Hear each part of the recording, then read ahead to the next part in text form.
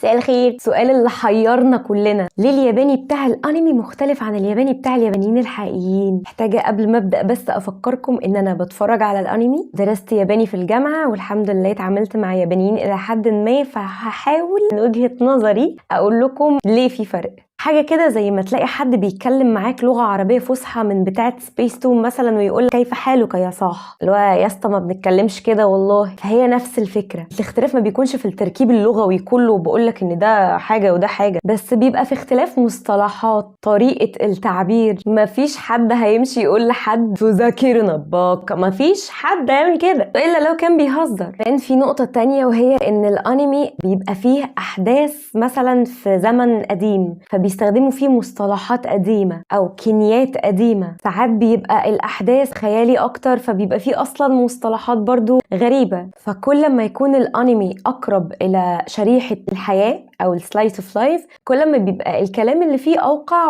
وحقيقي أكتر من غير مبالغة. نقطة شوية بعيدة عن الموضوع، بس اللي مقتنع إنه هيعرف يتعلم ياباني من الأنمي بس يجيب لي حد ياباني اتعلم من سبيس تون بس. الانمي وسيلة وليس اساس. اتفرج عشان تمارس وتسمع وتلقط كتير، وهتلقط كتير فعلا، بس مش منه هو بس. منشنولي بقى وسيحولي كل اصحابكم اللي طول النهار ماشيين يكلموكوا ياباني بس كده.